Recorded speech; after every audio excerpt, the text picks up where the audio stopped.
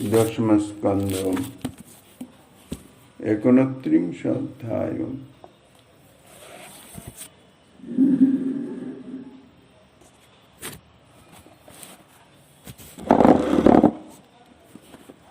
দুহন্তোऽভিযোজুঃ কশ্চিদহং হিত্বা সমুৎসুকः পয়োऽধিশ্রিতো সংয়াব মনুজীবস্য পরাযোজুঃ। পরমহংস পরিব্রাজকাচার্য কুল মুকুটমণি শিল সুখদেব গোস্বামী চরণ প্রাপবিষ্ট গঙ্গা তটে দেবর্ষি মহর্ষি রাজর্ষি বৃন্দ পরিবেষ্টিত শিল পরীক্ষিত মহারাজের সভায় যেরূপেতে শ্রীমদ ভাগবত কথা কীর্তন করিয়াছিলেন, প্রভুপাদ রাধা বিনোদ গোস্বামী মহোদয় তাহার শ্রী ভাগবতামৃত বর্ষিণী টিকাতে তাহারই যা আস্বাদনী দিয়াছেন, প্রসঙ্গত অধুনা তাহাই আলোচিত হইতেছে। শ্রীকৃষ্ণ যখন বংশীবাদন করলেন, সে সময়ে শ্রীকৃষ্ণের সহিত মিলনের জন্য সর্বদাই সমুৎকণ্ঠিত গোপীগণের মধ্যে সকলে নানাবিধ গৃহকার্যে রত ছিলেন। কেহ কেহ গোদহন কার্যে নিযুক্ত ছিলেন। শ্রীকৃষ্ণের বংশীনাদ কর্ণগোচর হওয়া মাত্র তাহারা গোদহন কার্য পরিত্যাগ করে শ্রীকৃষ্ণের উদ্দেশ্যে গমন করলেন। এইরূপ যাহারা চুল্লিতে দুগ্ধপাত্র স্থাপন করে দুগ্ধাবর্তন করিতেছিলেন এবং যাহারা গোধূম কণার পাক করিতেছিলেন, তাহারাও শ্রীকৃষ্ণের বংশীনাদ শ্রবণে চুল্লিস্থিত পাত্র চুল্লিতেই রেখে দিয়ে সঙ্গে সঙ্গে, অর্থাৎ যে অবস্থায় ছিল সেই অবস্থায় রেখে শ্রীকৃষ্ণের উদ্দেশ্যে গমন করলেন। পরিবেশয়ন্তস্তদ্ধিত্বা পায় অন্তঃ শিশুন পায় শুশ্রূষন্তঃ পতিন কাশ্চিদশ্নন্তি অপাস্য ভোজনম লিম্পন্ত প্রমৃজন্ত অন্যা অঞ্জন্ত কাশ্চ লোচনে ব্যত্যস্ত বস্ত্রাভরণঃ কাশ্চিৎ কৃষ্ণান্তিকং যজু। সেই সময় কোন কোন গোপী বন্ধু মিত্রাদিগকে পরিবেশন করিতেছিলেন। কেহ কেহ নিজ নিজ ভগিনীপুত্র ভাতৃপুত্র প্রভৃতিকে দুগ্ধপান করাইতেছিলেন। কেহ কেহ গোষ্ঠ হইতে সমাগত সহস্র পতিকে স্নানার্থ উষ্ণোদক আদি প্রদান করিতেছিলেন। কেহ কেহ বা ভোজন করিতেছিলেন, কিন্তু শ্রীকৃষ্ণের বংশীনাদ শ্রবণে আর কাহারও কোনো কর্ম করবার শক্তি রহিল না।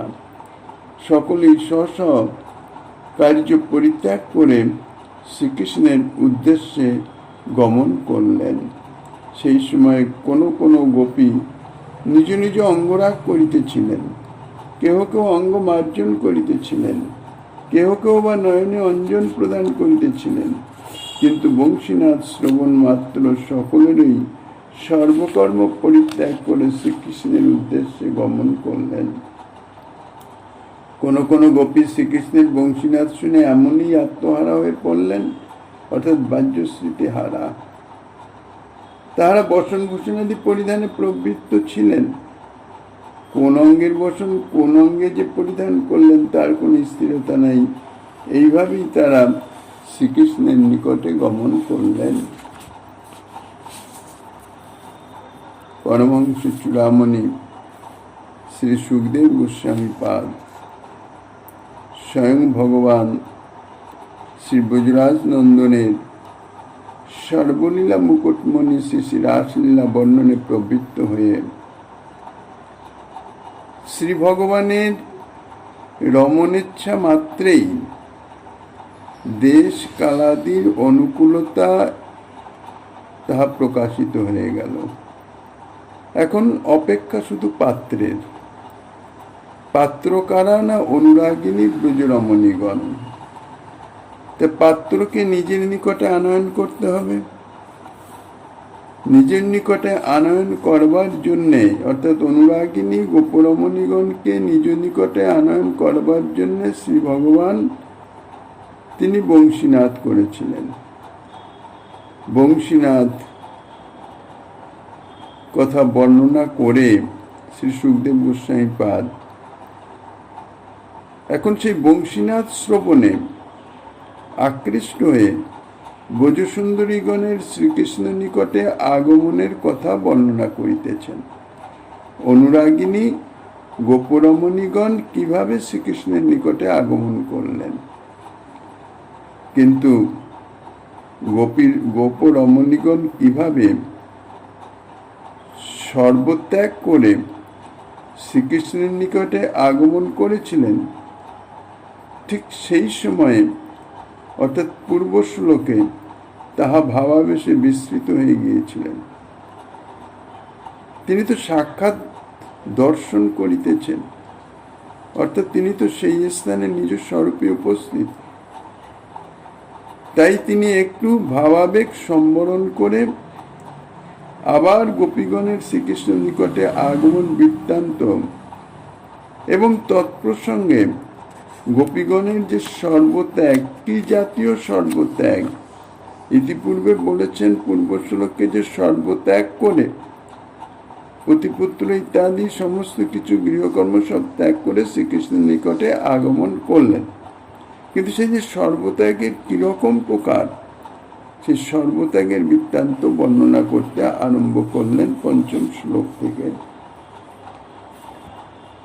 শ্রীকৃষ্ণের বংশীনাথ শ্রবণ করে শ্রীকৃষ্ণ প্রেয়সী গোপ রমণীগণ কেহ বা স্বজাতি ধর্ম, কেহ বা গৃহকর্ম, কেহ বা স্বজন স্নেহাদি, কেহ বা রমণীগণের শ্রেষ্ঠ ধর্ম পতি শুশ্রূষাদি, কেহ বা দেহধর্ম ভোজনাদি ইত্যাদি কর্মে রত ছিলেন। শ্রবণ মাত্রই সমস্ত কিছু পরিত্যাগ করে তারা শ্রীকৃষ্ণের নিকটে আগমন করেছিলেন।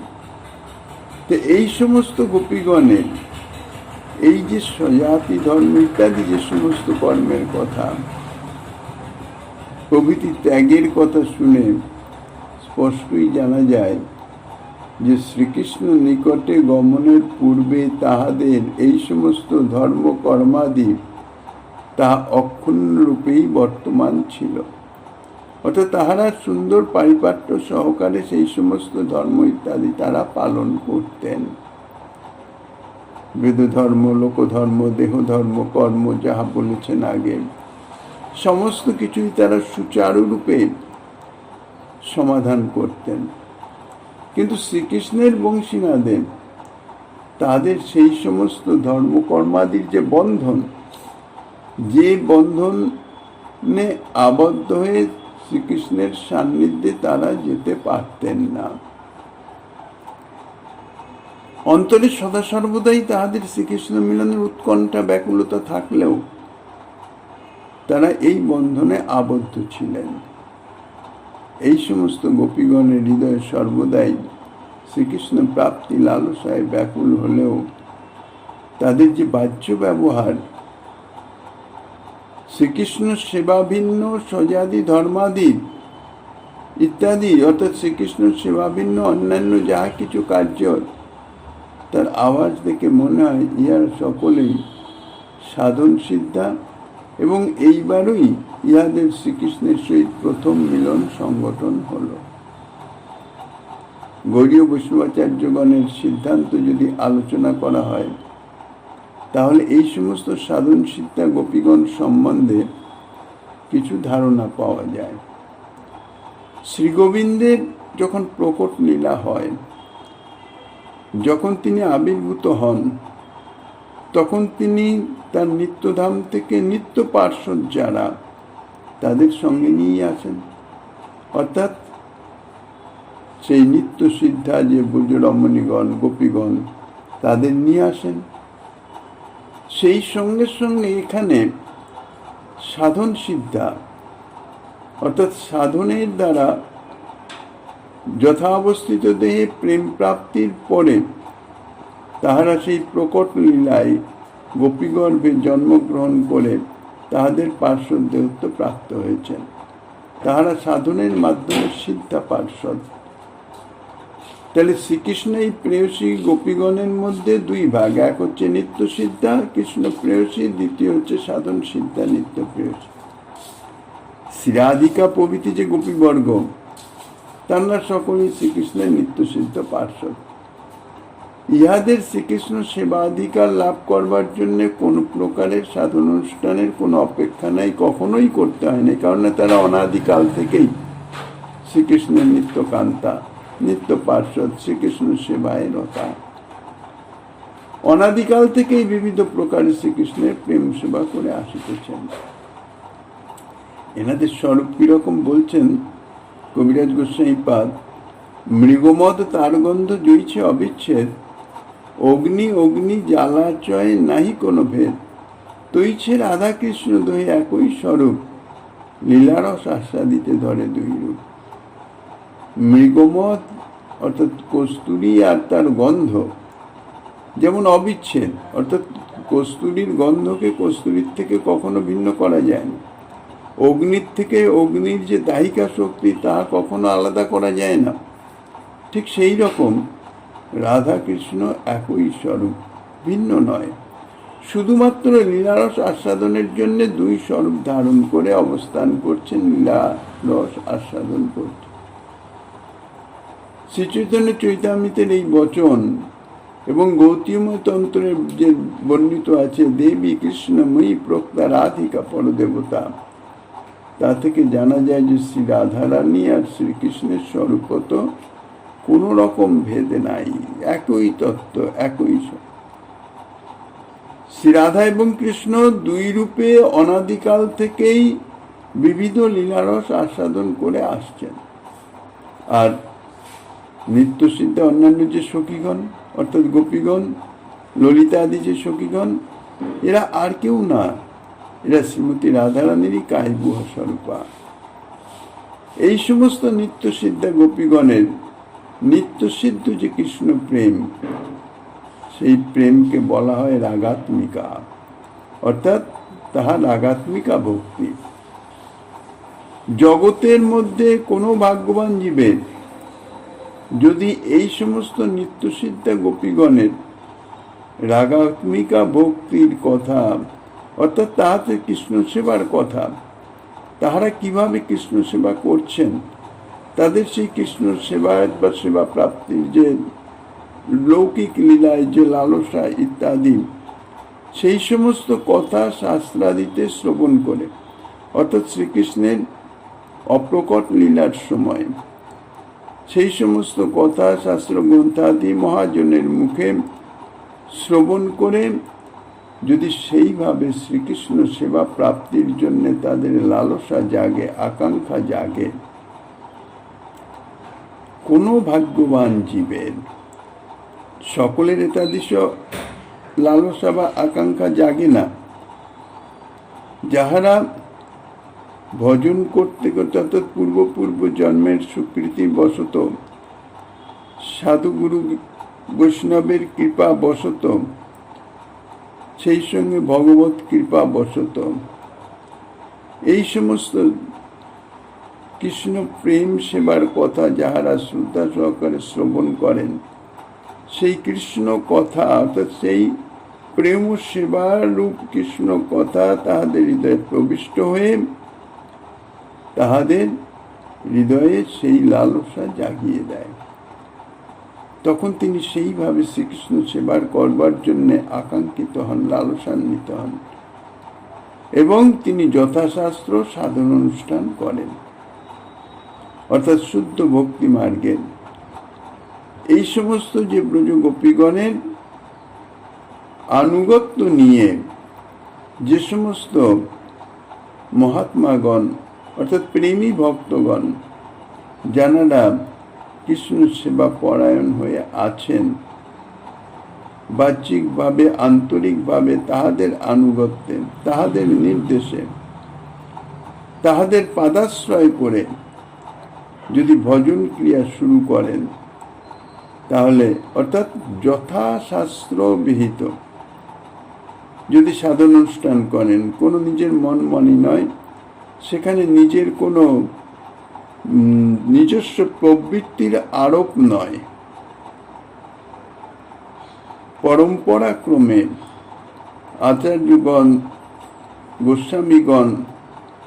তাঁরা যেভাবে সাধন পদ্ধতি, ভজন পদ্ধতি বা তার অন্তর্নিহিত যে ভাব, রহস্য ইত্যাদি যাহা বর্ণনা করেছেন, সেইভাবে যদি ভজনে রত হন, চেষ্টা করেন, ধীরে ধীরে তাদের যে চিত্তের অনর্থ অর্থাৎ যে অনাদি জন্ম সঞ্চিত যে বাসনা দূরীভূত হয়ে গিয়ে ধীরে ধীরে প্রেম দশায় উপস্থিত হন।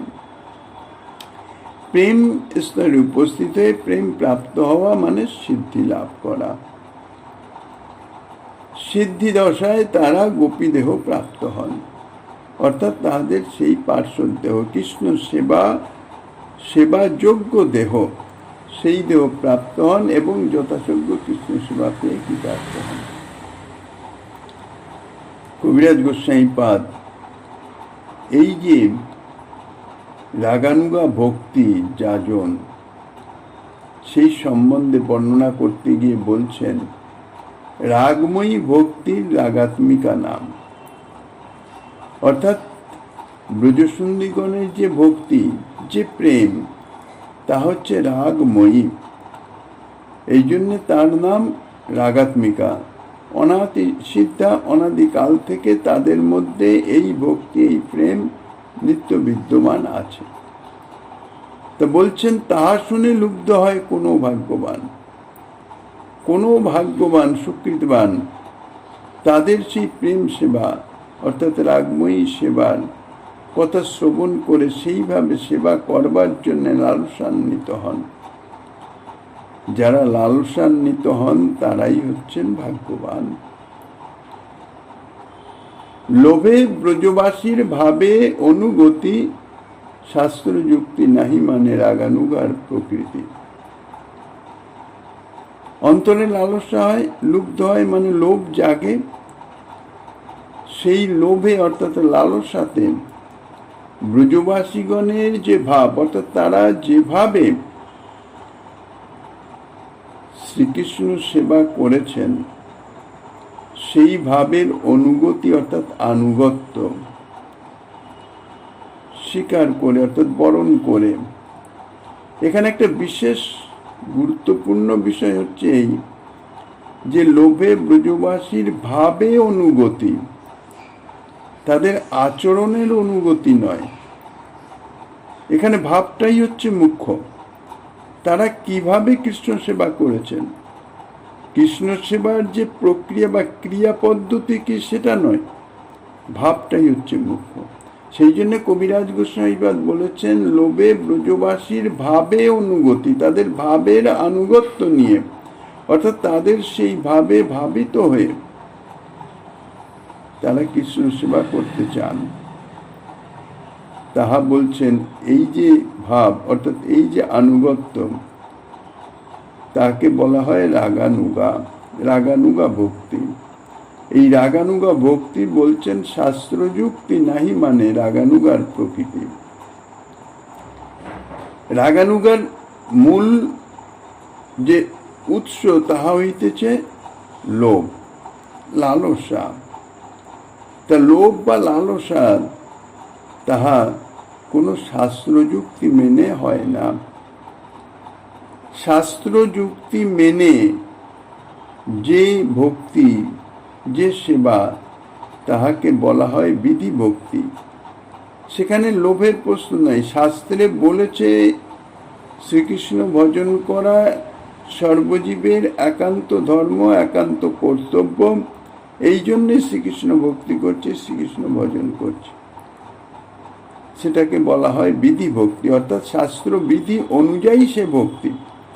আর এখানে যে ভক্তি অর্থাৎ শ্রীকৃষ্ণ সেবা বাসনা বা লালসা, তাহা শাস্ত্রযুক্তি থেকে উৎপত্তি নয়, তাহা সেই ব্রজবাসীগণের যেভাবে কৃষ্ণ সেবা, সেই কথা শুনে, তাহা শুনে লুব্ধ হয় কোনো ভাগ্যবান। সেই কথা শুনে সেইভাবে শ্রীকৃষ্ণ সেবার করবার জন্য অন্তরে যে লোভ বা লালসা জাগে, তার থেকে এই ভক্তির উৎপত্তি অর্থাৎ এই ভক্তির প্রকাশ। এই জন্য ইহা কোনো শাস্ত্রযুক্তির অপেক্ষা রাখে না। তো এই যে ভক্তি, তার সাধন অর্থাৎ সাধনা, তা হচ্ছে দুই রকম। বলছে বাহ্য অন্তর ইহার দ্বৈত সাধন, বাহ্যে সাধক দেহে করে শ্রবণ কীর্তন। এর দুরকম সাধন, এক হচ্ছে অন্তর সাধন, এক হচ্ছে বাহ্যিক সাধন। বাহ্যিক সাধনে শ্রবণ কীর্তন ইত্যাদি নববিধা ভক্তি যাজন, অর্থাৎ শরীর দেহ ইন্দ্রিয় ইত্যাদি দিয়ে। আর মনের যে সাধন, সেই বলছেন মনে নিজ সিদ্ধ দেহ করিয়া ভাবন, রাত্রি দিনে করে ব্রজে কৃষ্ণের সেবন।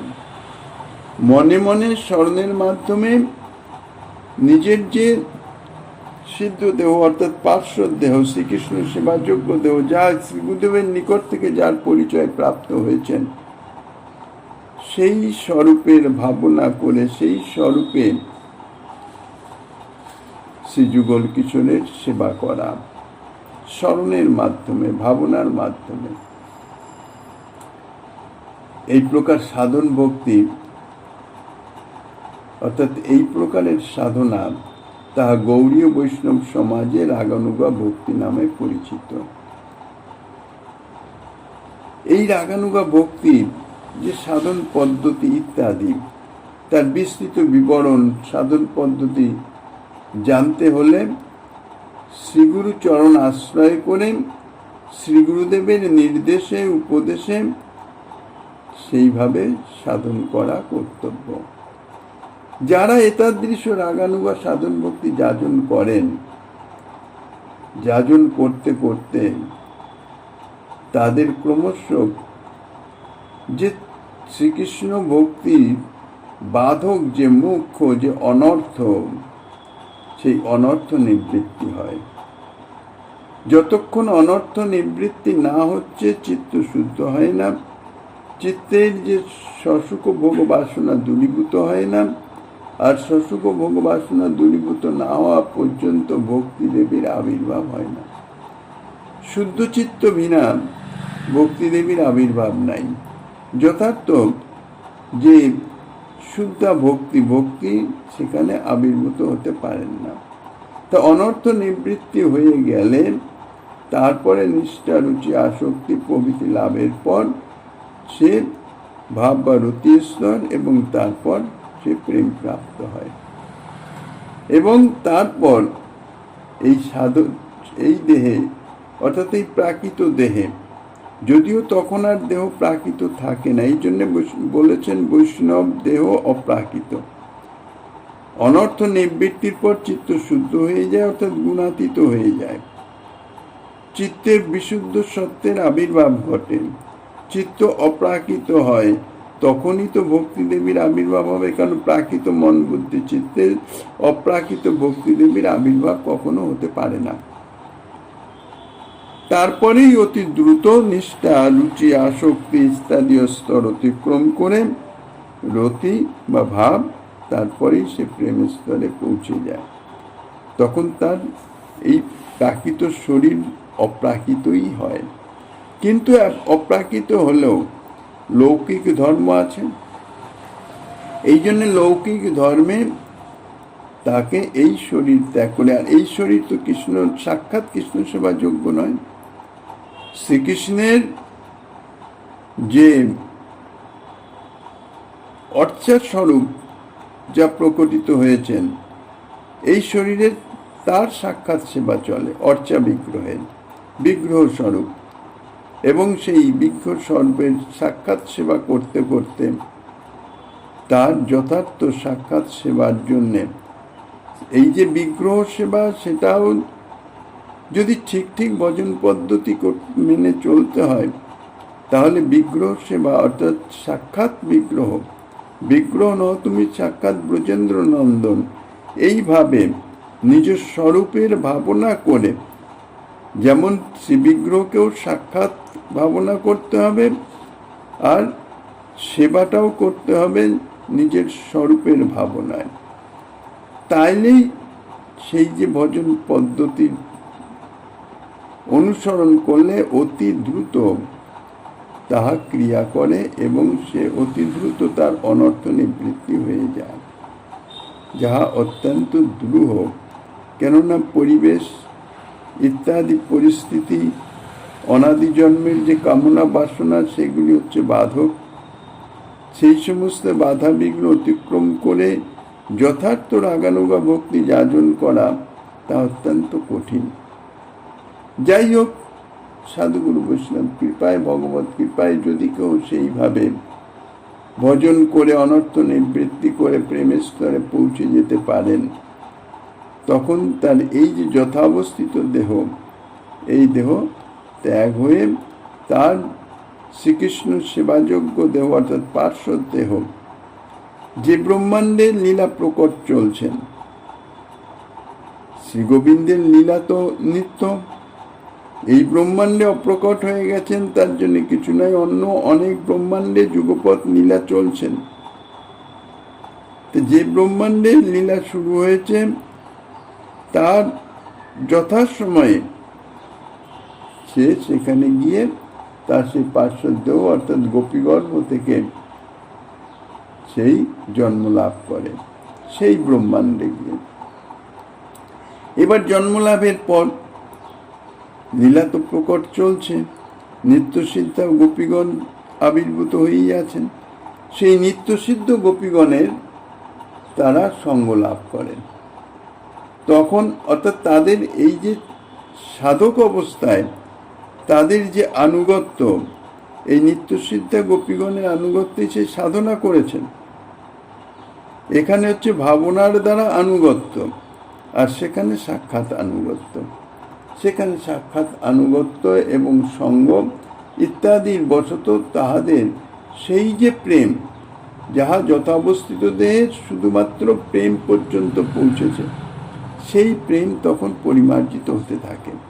অর্থাৎ সাক্ষাৎ শ্রীকৃষ্ণ সেবার যোগ্যতা লাভের জন্যে আরও পরিমার্জিত হয়ে স্নেহমান প্রণয় রাগ অনুরাগ ভাব মহাভাব কক্ষায় পৌঁছায়। মহাভাব কক্ষায় যতক্ষণ না পৌঁছাচ্ছে ততক্ষণ পর্যন্ত এই মধুর রসে শ্রীকৃষ্ণ সেবা লাভ সম্ভব নয়। এই মহাভাবে পরিণত হয়ে তাহারা শ্রীকৃষ্ণের সাক্ষাৎ সেবার অধিকার লাভ করতে পারেন। কিন্তু তাহারা যখন প্রথমত গোপীগর্ভে জন্মগ্রহণ করেন, তখন তাহাদের সেই সাধন সিদ্ধ গোপীদেহে কিঞ্চিত অর্থাৎ তাদের প্রেম তখনও মহাভাবে তো পৌঁছায় নাই। তখন তাহাদের কিছুটা আভাস অর্থাৎ ন্যূনতা থাকে। এই জন্যে তাদের কিছু কিছু স্বজাতি ধর্ম গৃহকর্ম প্রভৃতি তাহাদের করতে হয়। তারপর যখন শ্রীকৃষ্ণ সেবার প্রবল আকাঙ্ক্ষায় এবং সেই সঙ্গে সঙ্গে নিত্যসিদ্ধা গোপীগণের সঙ্গের প্রভাবে তাহাদের আনুগত্যে তাহাদের সেই ভাবটি দূরীভূত হয়ে যায়, অর্থাৎ তাহাদের প্রেমটি পরিমার্জিত হয়ে ক্রমশ উন্নীত হয়ে স্নেহমান প্রণয় রাগ অনুরাগ ইত্যাদি কক্ষা অতিক্রম করে মহাভাবে পরিণত হয়ে যায়, মহাভাবের স্থলে উন্নীত হয়ে যায়। তখনই শুধু শ্রীকৃষ্ণের বংশীরব শ্রবণ মাত্রই তাহাদের এই যে বাহ্যিক কর্মবন্ধন যা ইতিপূর্বে ছিল, অর্থাৎ প্রেম পরিমার্জিত মহাভাব কক্ষায় পৌঁছাবার পূর্ব পর্যন্ত ছিল, সেই সর্ববিধ কর্মবন্ধনের অবসান হয়ে যায়, সঙ্গে সঙ্গে ছিন্ন হয়ে যায়। অর্থাৎ তখন তাহাদের এই যে কর্মবন্ধন, গৃহকর্ম স্বজাতি ধর্ম ইত্যাদি যা কিছু যে কর্ম, যে সমস্ত ধর্ম পালন ইত্যাদি যা ছিল, তা ছিল বাহ্যিক, মানে সম্পূর্ণ বাহ্যিক। তাদের অন্তরের সঙ্গে তার কোনো যোগ ছিল না। একটা বাহ্যিক আবরণের মতন, যে কোনো মুহূর্তে সে আবরণ খসে যায়। ঠিক সেই রকম তারা তৎক্ষণাৎ শ্রীকৃষ্ণের নিকটে উপস্থিত হয়ে যথাবলসিত সেবা অধিকার প্রাপ্ত হন। দুহন্ত অভিযোজু কাশ্চিৎ, সুখদেব গোস্বামীপাদের এই শ্লোকে জানা যায় যে শ্রীকৃষ্ণ যখন যমুনা তীরে বংশীনাদ করলেন, তখন কতগুলি গোপী সে গোদহন কার্যে ব্যাপৃত ছিলেন। তারা গোপ জাতি, গোদহন কার্য তাদের আছেই, অবশ্যম্ভাবী, অবশ্য করণীয়। গোপালন গোদন আদি কার্য ইহা গোপ জাতির স্বজাতি ধর্ম, ইহা হচ্ছে তাহাদের স্বজাতি ধর্ম। সুতরাং এই সমস্ত গোপীগণ তাহাদের স্বজাতি ধর্মে নিযুক্ত ছিলেন। কিন্তু শাস্ত্রে বলেছেন ধর্ম এবং অধর্ম এই দুই শ্রীকৃষ্ণ প্রাপ্তির বাধক। রাগানুগা মার্গের অর্থাৎ রাগানুগা যে ভাবের কথা বারবার বলা হচ্ছে, সেই ভাবটি অনুভবে না আসলে এ তত্ত্ব কিন্তু কিছুতেই অনুভবে আসবে না, সে গ্রহণ করতে সক্ষম হবে না। সাধারণত সকলে অর্থাৎ এই জনজাগতিক জীব যারা সকলে যারা একটু সৎ প্রকৃতির সত্যগুণের আধিক্য যাদের মধ্যে আছে, তারা ধর্ম পালন করেন।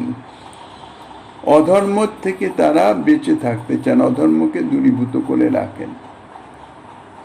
কিন্তু শ্রীকৃষ্ণ সেবা যদি প্রাপ্ত হতে হয়, তাহলে বলছেন এই ধর্ম বাধক।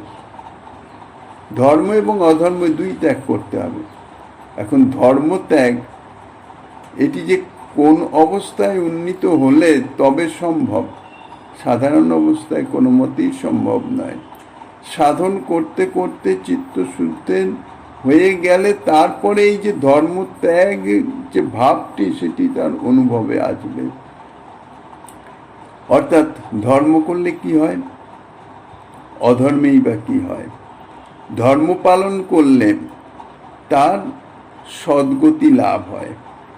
অর্থাৎ যে তীর্তাপ জ্বালায় জর্জরিত হচ্ছে বা যে দুঃখ, জন্ম মৃত্যুর দুঃখ ইত্যাদি থেকে সে মুক্তি লাভ করে। আর অধর্ম পালন করলে নরকে গতি, এটা তো স্বাভাবিক, তার দুর্গতির শেষ নাই। তা লোকে ধর্মকেই অবলম্বন করে থাকে, কিন্তু শ্রীকৃষ্ণ সেবা প্রাপ্তি যদি লাভ করতে হয়, তাহলে এই যে সমস্ত প্রাপ্তি অর্থাৎ স্বর্গসুখ আদি বা ওই যে দুঃখ নিবৃত্তি, এটি সম্পূর্ণ ভুলে যেতে হবে। অর্থাৎ নিজ সম্বন্ধনীয় কোনো সুখপ্রাপ্তি বা দুঃখ নিবৃত্তির কোনোটারই কোনো বাসনার লেশাভাস থাকলে শ্রীকৃষ্ণ প্রাপ্তি হবে না। তো শ্রীকৃষ্ণ প্রাপ্তির জন্যে এই জন্যে বলছেন ধর্ম এবং অধর্ম দুটোকেই ত্যাগ করতে হবে। অধর্ম তো ত্যাগ হবেই, ওটার কোনো প্রশ্ন নাই, কিন্তু ধর্মকেও ত্যাগ করতে হবে। কেননা নইলে ধর্ম আচরণ করলে তার তো সে বন্ধনই থাকলো, শ্রীকৃষ্ণ সেবা লাভ হবে না। যদি স্বর্গসুখ প্রাপ্তি হয় তার তো কোনো প্রশ্নই নাই। আর যদি আত্মান্তিক দুঃখ নিবৃত্ত অর্থাৎ মুক্তি লাভের বাসনা থাকে, মুক্তি লাভ হয়, তাহলে কৃষ্ণ সেবা কোনো কালেই লাভ হবে না। কাজে এই জন্যে ধর্ম এবং অধর্ম দুইটাকেই বলেছে শ্রীকৃষ্ণ সেবা প্রাপ্তির বাধক স্বরূপ। যারা শ্রীকৃষ্ণ ভজন করে, শ্রীকৃষ্ণ কৃপা বলে ধর্ম এবং অধর্মের অতীত হতে পারেন, অর্থাৎ তাহাদের অনুভবে আসে শ্রীকৃষ্ণ প্রাপ্তি যাহাদের একমাত্র লক্ষ্য, একমাত্র উদ্দেশ্য,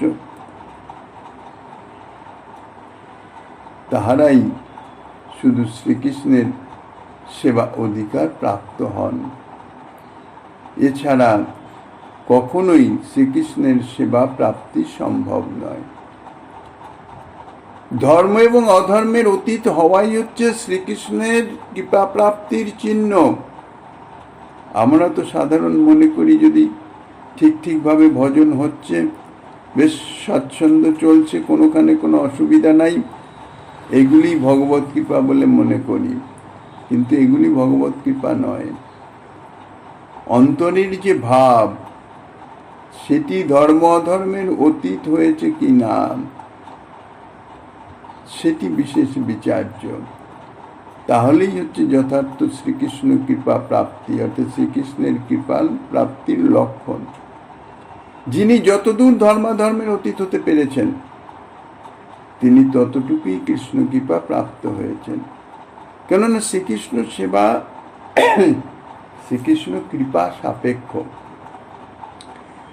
কৃপা ভিন্ন হবে না। আর এই শ্রীকৃষ্ণ কৃপায় সাধুগুরু বৈষ্ণব মহতের মাধ্যম দিয়ে সাধক তাহা লাভ করতে পারে।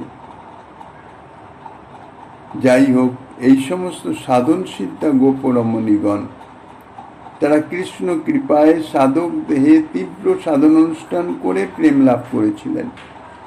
এই প্রেম লাভ করতে যে কত কত জন্ম অতীত হয়ে যায় তার কোনো হিসাব নাই, ইয়ত্তা নাই।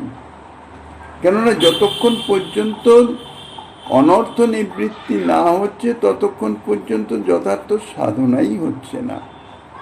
সাধনের আভাস হচ্ছে, অর্থাৎ ভক্তির আভাস হচ্ছে, ভক্তি অঙ্গ যাজনই হচ্ছে না ততক্ষণ। কাজেই সাধনা করতে হতে, এই জন্যে শ্রীরূপ গোস্বামীপাদ যে ভজন ক্রিয়া বলেছেন, ভজন ক্রিয়াকে দুই ভাগে বিভক্ত করেছেন, এক অনিষ্ঠিতা ভজন ক্রিয়া আর এক নিষ্ঠিতা ভজন ক্রিয়া। সাধারণভাবে যখন ভজন ক্রিয়া শুরু হয় তখন সেটা অনিষ্ঠিতা পর্যায়ে থাকে, কিন্তু ধৈর্য সহকারে ভজন ক্রিয়া করতে থাকলে যার যে রকমের যে পরিমাণ অনর্থ আছে তার সেরকম সময় লাগবে। যার অনর্থ অল্প থাকে তার অতি তাড়াতাড়ি হয়ে যায়, আর যার অনর্থ বহু, পূর্ব জন্মের যে ভোগ বাসনা পাহাড় পরিমাণ যার সঞ্চিত আছে সেগুলিকে ক্ষয় করে কাটিয়ে তবেই তো তার অনর্থ নিবৃত্তি হবে। কাজেই তার সাধনা দীর্ঘদিন লেগে যায়, অর্থাৎ জন্মের পর জন্ম হয়। তার মধ্যে যদি পথভ্রষ্ট হয়ে যায়, অর্থাৎ বিপদগামী হয়ে যায়, তাইলে আবার কয়েক জন্ম সেদিকে ঘুরপথে ঘুরে আসতে হয়, ইতরজনিতে চলে যায়। অপরাধের ফলে হয় এগুলি। বৈষ্ণব জীবনে অনেক এরকম কাহিনী পাওয়া যায়। অপরাধের ফলে ইতর দেহ লাভ হয়, শুধু বিশেষ কোনো অপরাধের ফলে, সেক্ষেত্রে আর 84 লক্ষের পরিভ্রমণের প্রশ্ন নাই। সেক্ষেত্রে সেই অপরাধের ফলে যে ইতরজনিতে চলে গেছে, ইতর দেহতে প্রাপ্তি হয়েছে, মনুষ্য দেহ তো প্রাপ্তি হয় নাই, ভজন তো হলো না, সেই জন্মটা বৃথা চলে যায়।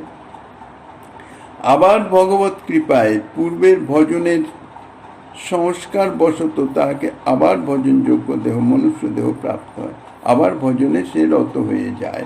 ভগবত কৃপায় এই সমস্ত সংগঠিত হয়ে যায়। এইভাবে বলছেন তীব্র সাধন অনুষ্ঠান করে তবে সে প্রেমের স্তর পর্যন্ত পৌঁছাতে পারেন এবং তারপরে গোপীদেহে গোপীগর্ভে জন্মগ্রহণ করতে পারেন। কিন্তু এখনো সম্পূর্ণরূপে শ্রীকৃষ্ণ সেবাধিকার প্রাপ্তির যোগ্যতা লাভ হয় নাই। এই জন্যে একটু স্বজাতি ধর্মের বন্ধন, দেহধর্ম, গৃহকর্ম ইত্যাদি রয়েছে। সেই জন্যে এই যে বলেছেন দুহন্ত অভিযোজক আশ্চিত সুখদেব গোস্বামীপাদ, অর্থাৎ তাহারা এই স্বজাতি ধর্ম গোদহন কার্যে রত ছিলেন। যদিও শ্রীকৃষ্ণ সেবাধিকার প্রাপ্তির জন্য এই সমস্ত গোপীগণ সর্বদাই সমুৎসুক হয়ে রয়েছেন, উৎকণ্ঠিত হয়ে রয়েছেন এবং কৃষ্ণ বিরহে একটি পলকে, অর্থাৎ ক্ষণমাত্রে তাহাদের প্রলয় গণিতেছেন। তথাপি কি যেন একটু প্রাকৃত ভাব ও লেশাভাস আছে বলে ইহারা এই স্বজাতি ধর্ম বন্ধনে আবদ্ধ হয়ে গোদন আদি কার্যে নিযুক্ত আছেন, এগুলোকে ছাড়তে পারছেন না। অন্তরে সর্বদাই শ্রী গোবিন্দের চিন্তা হয়, ভাবনা হয়, কারণ তাহাদের মন বুদ্ধি চিত্ত সর্বদাই শ্রীকৃষ্ণের সমর্পিত, কিন্তু একটুখানি যেন আভাস, বন্ধনের আভাসে তাকে আবদ্ধ আছে। এইভাবে দিনের পর দিন অতিবাহিত হয়ে যখন ইহাদের উৎকণ্ঠা চরম সীমায় এসে পৌঁছে যায়, উপস্থিত হয়, তখনই শ্রীকৃষ্ণের মোহন বেণুনাদ ইহাদের কর্ণগোচর হয়। তখন সেই কৃষ্ণ অনুরাগিনী গোপরমণিগণ, অর্থাৎ সেই সাধন সিদ্ধ পারিষদগণ, তাহার আর ক্ষণকালও বিলম্ব করতে পারেন না। তৎক্ষণাৎ তাহাদের এই যে স্বজাতি ধর্ম, সেই অনুযায়ী যে কর্মে তাহারা রত ছিলেন, অর্থাৎ গোদহনাদি কার্য তারা করিতেছিলেন, তাহা ছুটে গেল। তারা উন্মাদিনীর মতন উদ্ভ্রান্ত দৃষ্টিতে স্খলিত চরণে সেই বংশীরবের অনুসরণ করে করে শ্রীকৃষ্ণ চরণ প্রাপ্তির উদ্দেশ্যে ধাবিত হলেন। এইভাবে সুখদেব গোস্বামী পাদ, অন্যান্য আর যে সমস্ত গোপীগণের যে সমস্ত কর্মের বর্ণনা করছেন সে সম্বন্ধে গোস্বামী পাদ যাহা আস্বাদনী দিচ্ছেন, শ্রীমন মহাপ্রভু শ্রী গিরিধারীলালের কৃপা হলে আগামী দিন আস্বাদনের বাসনা